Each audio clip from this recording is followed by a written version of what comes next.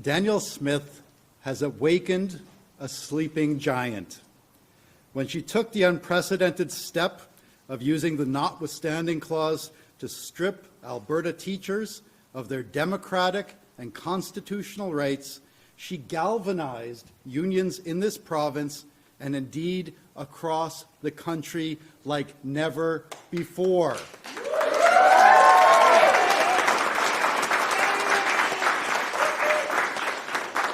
She has given us clarity. She has provided us with a rallying cry. She has now, and we now have one common purpose, and that purpose is to topple this government.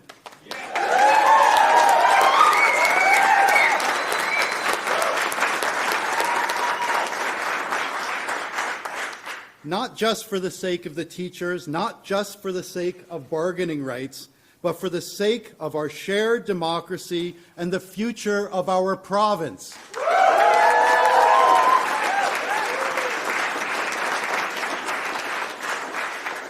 Today, as a labour movement, we are committing to work with any and all of our fellow Albertans who agree with us that our rights, our democracy, and our Canadian way of life will not be safe until we make Danielle Smith a radio host again.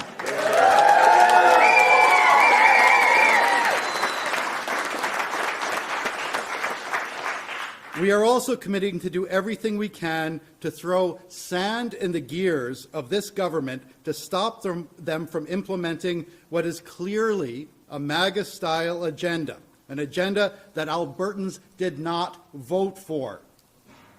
This agenda includes starving public schools while shoveling public money at private schools. It includes fragmenting and understaffing our healthcare system to pave the way for privatization. It includes putting the retirement security of Albertans at risk by pulling our province out of the Canada Pension Plan. It includes deepening our economic integration with Donald Trump's America at the same time he's threatening to turn us into the 51st state. That agenda also includes jumping into bed with separatists who have literally solicited money from the MAGA movement. It includes making a mockery of our Constitution by attacking fundamental democratic rights like the freedom of association and the freedom of expression. And it also includes the agenda of suppressing wages in Alberta, even as workers struggle with an unprecedented affordability crisis. Now, the Smith government is using its legislative majority to steamroll over the opposition. They're using the notwithstanding clause to sidestep the Constitution and the courts. That leaves citizens and civil society as the final bulwark against Danielle Smith's dangerous agenda for our province. No one is coming to our rescue. It is up to us. And to quote poet June Jordan, we are the ones who we've been waiting for.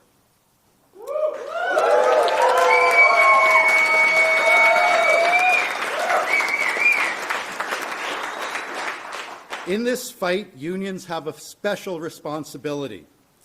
We are one of the only institutions in Canadian civil society with the resources, the people, and the organization necessary to stand up to political bullies. So today, I'm committing on behalf of the Alberta Labour Movement that we will embrace that responsibility.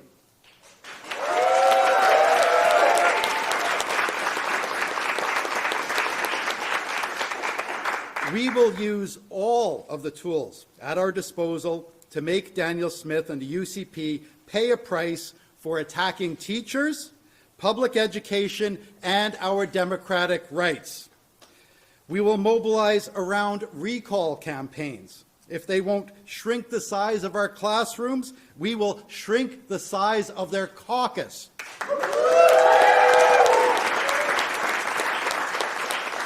We will mobilize around initiative campaigns. If they continue underfunding public schools, we'll campaign to defund private schools.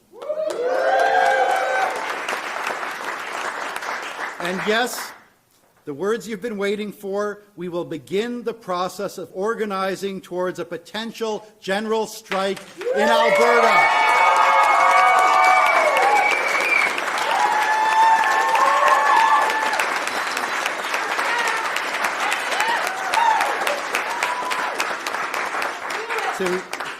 To play on the words of wartime Prime Minister Mackenzie King, not necessarily a general strike, but a general strike if necessary.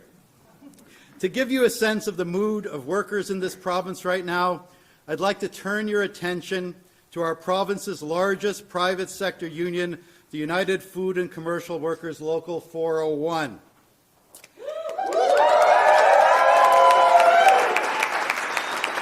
Yesterday, UFCW 401 did a survey of their 30,000 members who work in grocery stores, warehouses, and meatpacking plants across the province, and this is what they found. 90% of those members said they support the teachers unequivocally.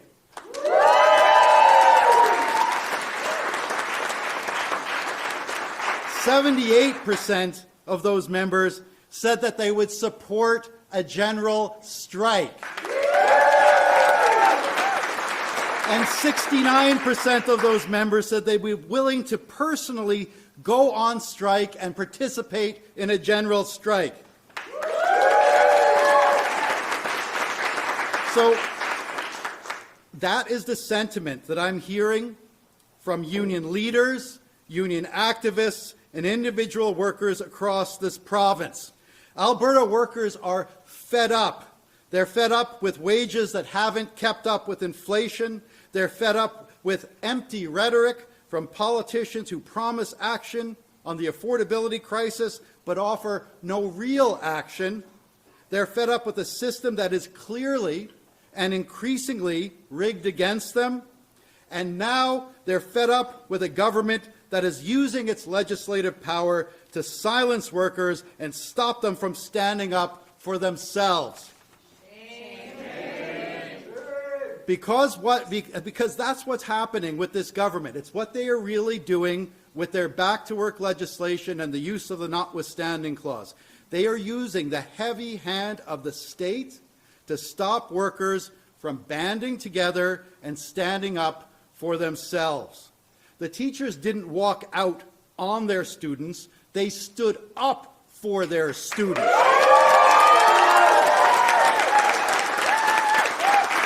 And what we're saying today is that workers should have the power to stand up for themselves, for each other, and the things that they believe in. This government wants to take that power, our fundamental power, the power of collective action. They want to take that power away from us, and we're here today to say they are not going to get away with that, and we are going to find ways to take our power back.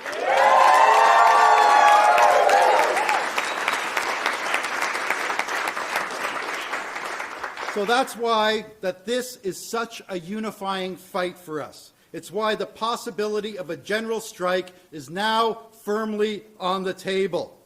We are not going to pull the pin today, so you can relax, but we are going to start the journey. There are 24 unions affiliated with the Alberta Federation of Labour, representing 175 working people in this province, 175,000 working people in this province. Our federation is also part of a bigger coalition of unions called the Common Front, and together with them, we represent more than 350,000 working Albertans.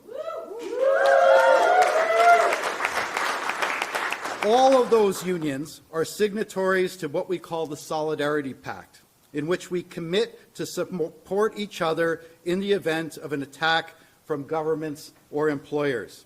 We are going to make the Solidarity Pact mean something. Over the coming weeks and months, every one of the Common Front unions will begin the process of talking to their members about our new priority, which is to protect our rights and our democracy by toppling this government. Every one of those unions will begin the process of engaging its members around things like recall and initiative campaigns. And yes, every one of those unions will begin the process of talking to their members about the possibility of a general strike. In the labor movement, we've all been inspired by an activist and author named Jane McAlevey, who sadly died of cancer last year. But when it comes to organizing, especially when it comes to organizing major actions like a general strike, she famously said, "There are no shortcuts."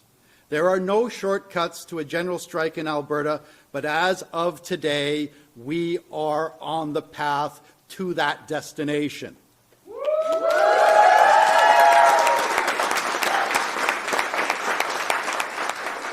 So not necessarily a general strike, but a general strike if necessary. But if and when it comes, I want to make it clear that it will not be an angry mob like we saw with the convoy who occupied Ottawa, MAGA-inspired, MAGA-funded. It won't look like that. Instead, it will be a joyous celebration of worker energy, worker solidarity, and worker power. Now, I'm just going to conclude. I want to conclude this afternoon with 3 comments and 2 pleas. First, it's important for us to recognize that Danielle Smith is a bully.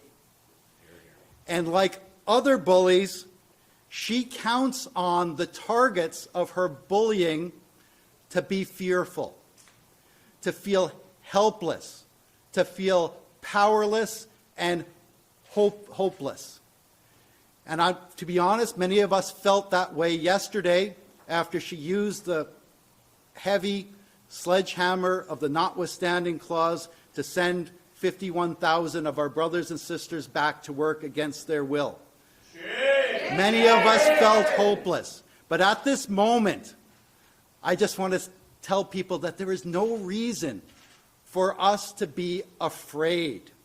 Because the truth is, through her actions, Danielle Smith has shown that she is the one who is afraid. She went after our ability to work together, to take collective action, because she knows that that power of worker collective action is bigger and more powerful than any power that has been conferred to her as the Premier of this province. She is the one who should be afraid. None of us should be afraid because we have each other.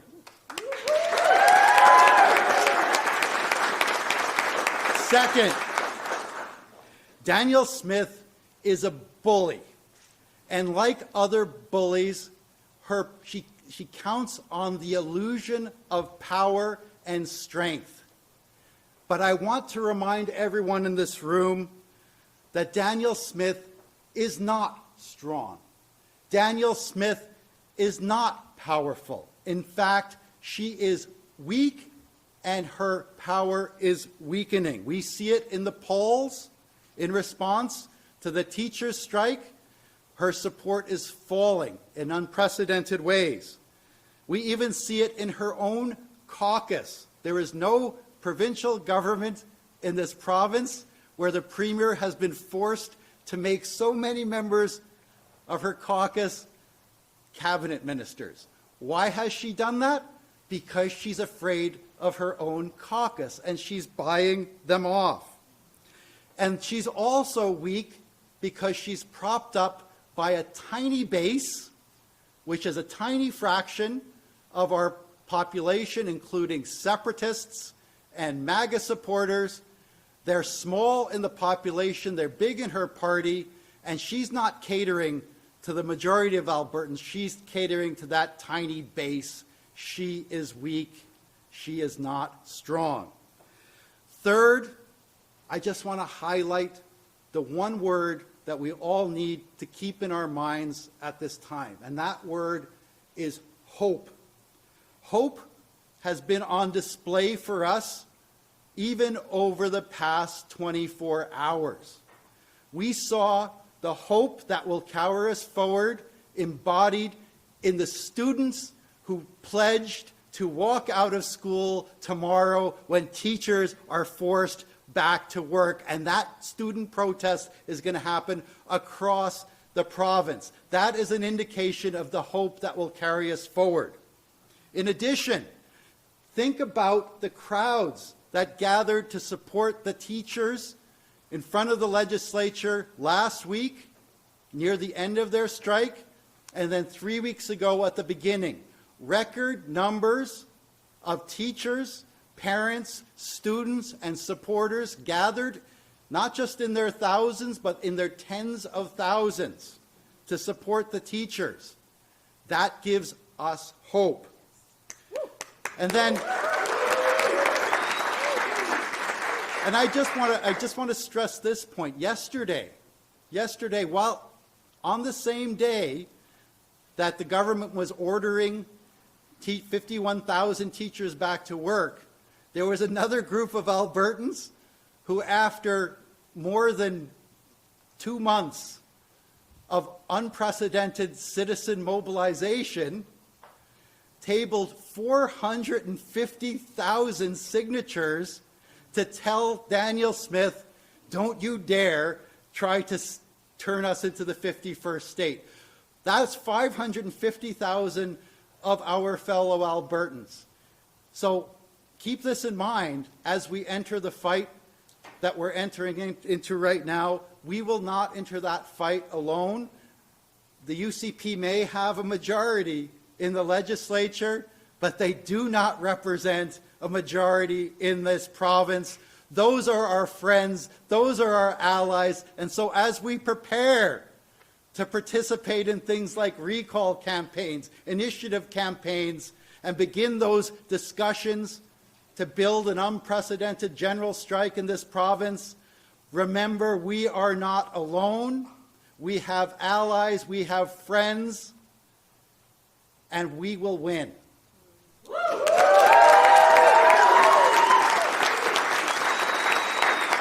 Now, in the labor movement, it's all about organizing. It's about organizing workers into unions. It's about organizing members in our bargaining units, about organizing to support our work at the bargaining table, and also on the political agenda, on the political stage. So I'm going to end today with 2 important organizing pleas. None of this is going to be possible without our real strength, which is our members and other working people in this province. So I'm going to ask on behalf of the Federation of Labour on the Common Front for everyone watching to do 2 things. First, we recognize that letters and petitions are not enough. This is a time for real resistance, and we are building a resistance. So if you want to be part of that resistance, and we would argue that you need to be part of that resistance, then we need your name and we need your contact information. So if you haven't already done so, please pick up your phone and text the word resist to 55255. That's the word resist to 55255.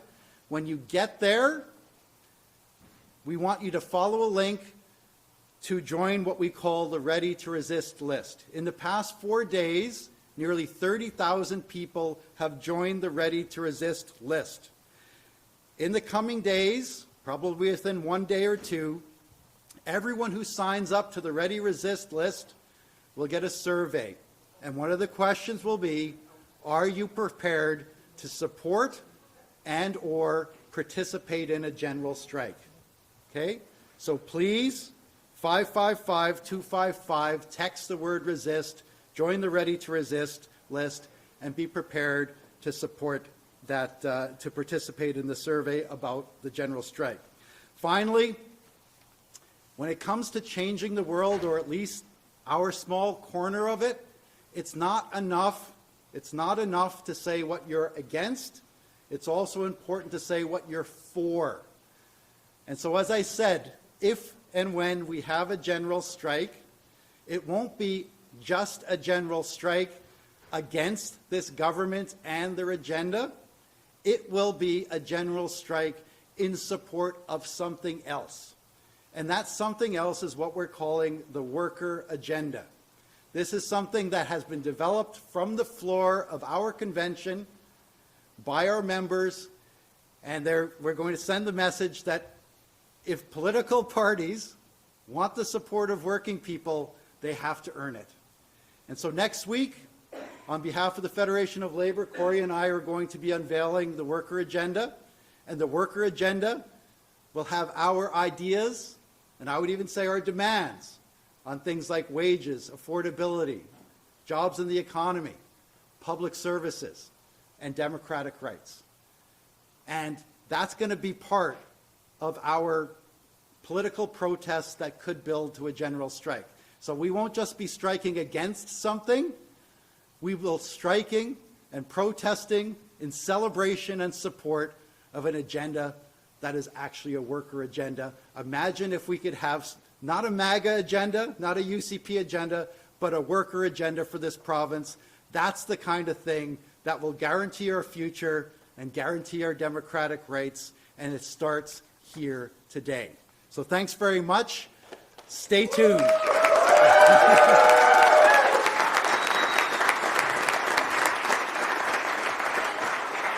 Thank you so much, Gil. It's my pleasure to welcome the next speaker. She is the President of the Canadian Labour Congress, Bea Brusk.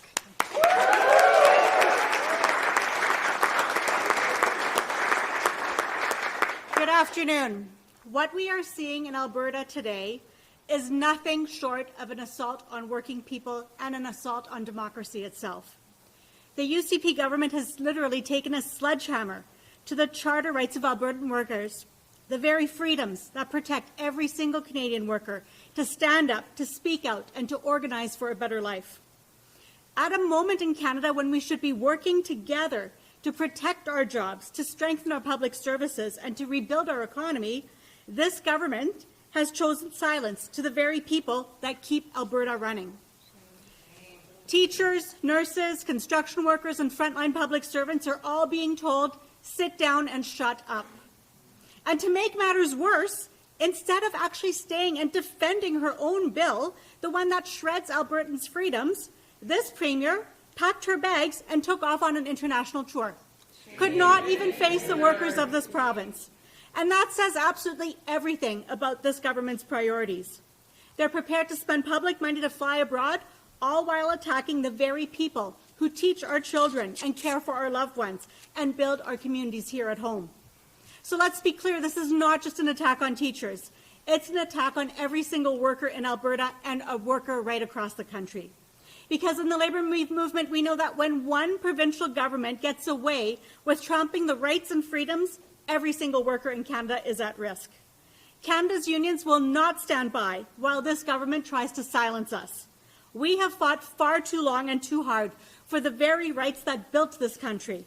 The right to organize, the right to free and fair collective bargaining, and the right to speak with one voice.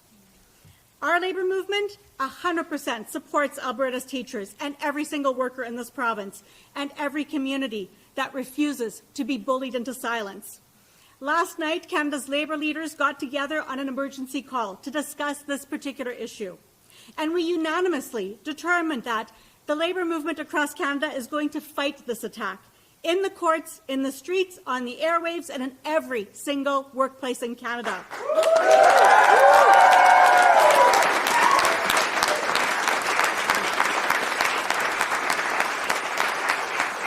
This is a provocation that will not go unanswered, because in the labour movement we know that an injury to one is an injury to all. Danielle Smith will not get away with attacking the hard-won freedoms to associate, the freedom to fair and free collective bargaining, and the freedoms of Albertans to actually organize to speak with one voice. Thank you.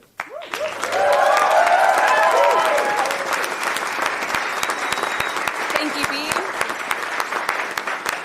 Okay, and now we'll take some questions for Bea or Gil. Hi, Gil. Sean Amato with City News. Why is there no general strike today? What do you say to workers who are pissed off, who think you're not going far enough, and who think workers should be walking out today? Yeah. When it comes to organizing, everyone who's been involved in an organizing effort understands that organizing takes time. And so as a labor movement that we've decided to start the conversation so that when we get to the point that we might consider a general strike, and as I said, it's not necessarily a general strike, but a general strike if necessary. But we can't make that decision until we have gone back to our unions and allowed the unions behind us to have that conversation with their members and engage, educate, and mobilize them. And that takes time, to be honest. So what does that timeline look like? How long could it potentially take for you to organize that general strike and for workers to hit the streets? Well, it's been more than 100 years since we've had a general strike on the prairie provinces. There was a short general strike in BC in the 80s. But here in Alberta, to the best of my knowledge, there has never been a provincial-wide general strike before. So if we're going to do this, we're going to do it up big. And that means time for democratic discussions with our organizations. It means time for organizing.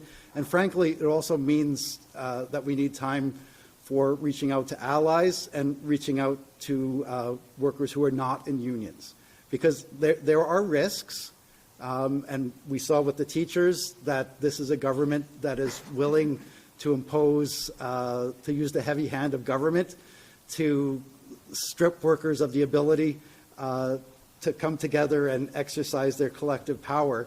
So if we're going to do this, it needs to be so big and so widely popular that we are all defended by the size of the movement. And you know, and I won't put too fine of a point on this, but they can't arrest 250,000 workers. They can't arrest 350,000 workers. They can't arrest 450,000 workers. There isn't room in our jails. There isn't resources within our legal system to process arrests and fines. We have to build to the point where it's so big that we protect ourselves by standing with each other. And that takes time. So we're not going to pull the pin right now. As I said, we are putting ourselves on the path not just to a general strike, but to an unstoppable general strike.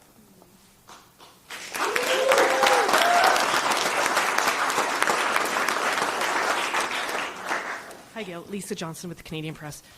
So what I'm hearing is there is no if necessary. There's no other step that the government, you're waiting for the government to take, for you to take action and have a general strike. So I'm wondering why did you set up these expectations? There's a lot of disappointed people watching this right now who are expecting you to announce a general strike. Why did you set up these expectations that today you were going to announce a general strike? I am announcing that we're on the path to a general strike. And I'm a little bit at a loss why you think that this would be a disappointment, because we're trying to organize something that hasn't been organized in this province since the inception of this province.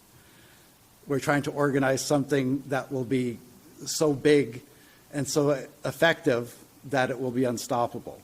But in order to do that, we have to respect the internal democracy of all of our unions. We have to show respect to our individual members by engaging them in conversation. And, you know, we make a living on organizing. That's what we do. We organize workers into unions. We organize members around collective bargaining. We organize campaigns on the political priorities of our members. And because we organize for a living, we're realistic about what's necessary. So we make no apologies for saying that we're starting a campaign to organize a resistance. And that resistance will be felt on multiple fronts, and we will take advantage of all the tools that are available to us.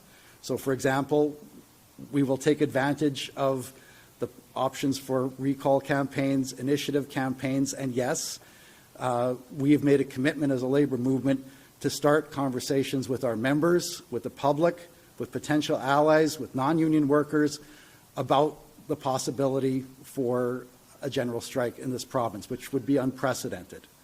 And to tell you the truth, also as an organizer, I will say that the process of preparing for something big like a general strike in some ways is even more important than the general strike itself, because it provides a platform and a forum for us to have conversations with working people about their concerns, about affordability, about wage stagnation, about the loss of important rights like the democratic right to association, collective action. Those things are all at risk right now. And so it's important for us not just to have a day of protest, even if that protest is big and shuts down the province. In some ways, what's even more important for us is to have the conversations about the need for that protest. And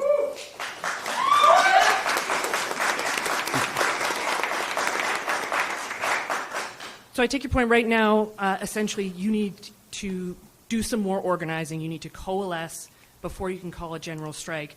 If there is no general strike that is called, and forgive me for being the devil's advocate here, but if there is no general strike in this province in response to the notwithstanding clause, should Albertans, should your political opponents assume that this labor movement in Alberta is too fragmented to do one?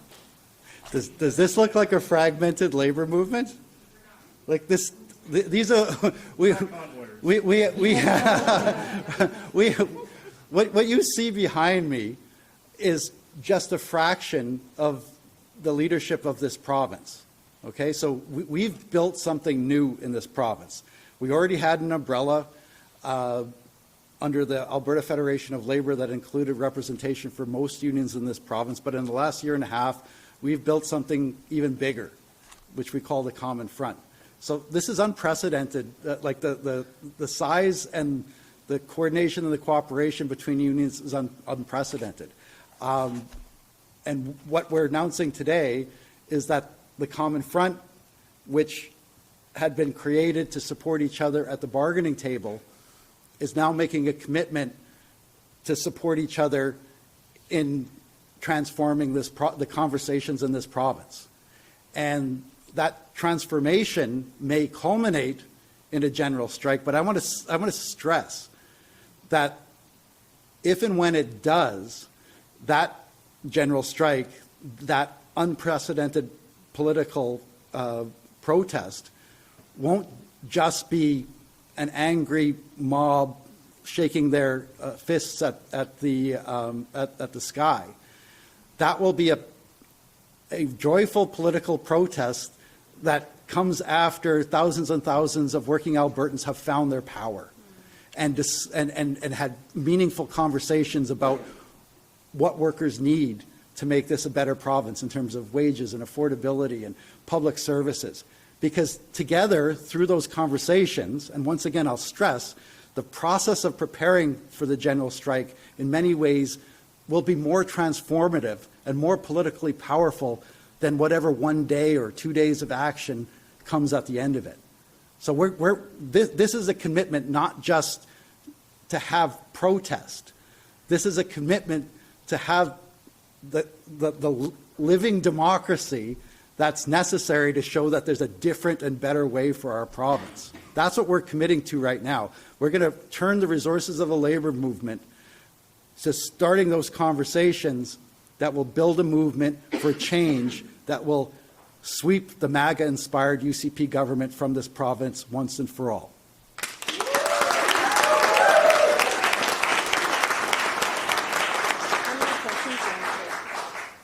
Manuel Prestovet, Radio-Canada. In 2022, the Ontario government passed a Back-to-School Act using the notwithstanding clause. Reminds you of anything? And at that time, Ontario unions organized an almost immediate walkout, which in part contributed to Doug Ford rescinding his legislation. Now you're telling us that maybe down the road we're going to do that, maybe, who knows. Why not do what they did? Because they got good results. They got the results that you're wanting. So I was there when Doug Ford tried the exact same thing and as part of the union response. This was before a strike even happened in that province. A strike was about to happen, and there was an unprecedented response from the Ontario labour movement and the labour movement across Canada to stand up and push back. This is no different in terms of what we are doing here. We literally had every labour leader in Canada on an emergency call last night, all of them pledging to take a variety of actions, to give a significant amount of resources, to do a variety of things to push back. So you've only seen the start of this pushback. This is not the end. This is the beginning.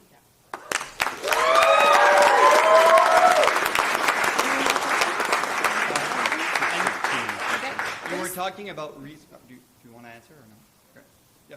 You were talking about resources and pooling resources across the country. Are you considering something like, I know that 88 didn't have a strike fund, but do you want to have a fund to pay the fines of teachers and $500,000 to the ATA a day if people decide to not go back to work?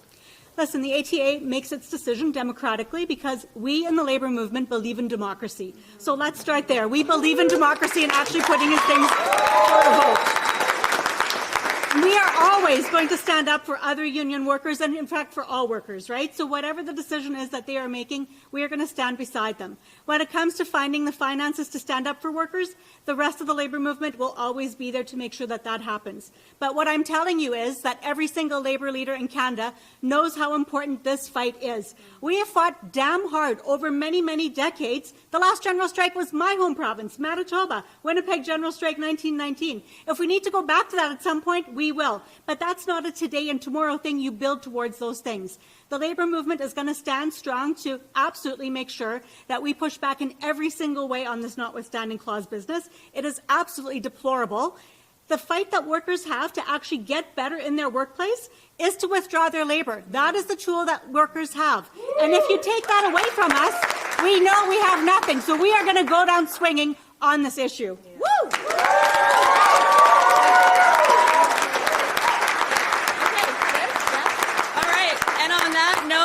Withdrawing Labour, friends, thank you so much for joining us today. We've had you for about an hour and a bit now. It's a pleasure to have you. Thank you so much for joining us. Solidarity.